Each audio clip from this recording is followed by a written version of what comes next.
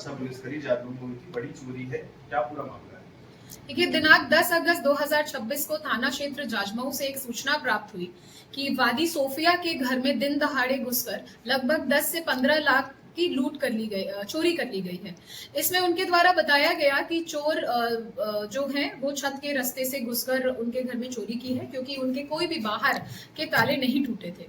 तत्काल ये सूचना प्राप्त होते ही एफआईआर दर्ज करी गई और एफएसएल टीम और जो हमारे थाने की टीम है, सर्वेलेंस टीम द्वारा मौका मुआयना किया गया और इसमें हमें ये ज्ञात हुआ कि जो चोर है वो छत के रास्ते से जाली तोड़कर घर में घुसा और उसके द्वारा फिर अलमारी के ताले तोड़े गए और इनका सब जो सामान था, जिसमें कुछ अंगूठियां थी, कंगन थे, चेन थी और झुमके वगैरह थे सोने के और चांदी के कुछ सिक्के चोरी करके ले गए।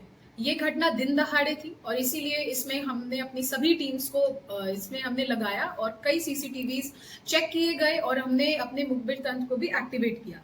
इसके संबंध में जब हमने गहनता से हमने जांच करी तो हमारे सामने और एक जफर नाम का एक लड़का आया जो 19 साल का है और उसके द्वारा इस चोरी को अंजाम दिया गया था। जफर इसी बिल्डिंग के बगल में रहता है, वो वहां पर किराए पर उसका परिवार रहता है और उसके द्वारा उसको ये सूचना प्राप्त थी कि जो वादी है वो घर पर नहीं है, वो लखनऊ गए हुए हैं और उसने इसी का फायदा उठाते हुए इस पूरी चोरी को अंजाम दिया। आरोपी का क्या मोटिव था चोरी करने का? देखिए, आरोपी का मोटिव था कि उसकी बहन की शादी थी और उसके लिए उसने इस पूरी चोरी को अंजाम दिया है।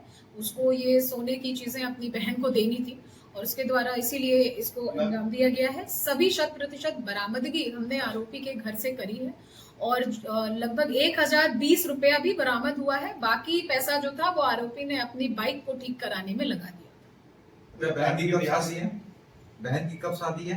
बहन की उसकी अभी जल्द में ही शादी है, इसीलिए उसने इस चोरी को अंजाम दिया। क्या कोई आपराधिक इतिहास की वजह से? नहीं, अभी जो ये जफर है इसका कोई अभी आपराधिक इतिहास नहीं हमें मिला है। ठीक।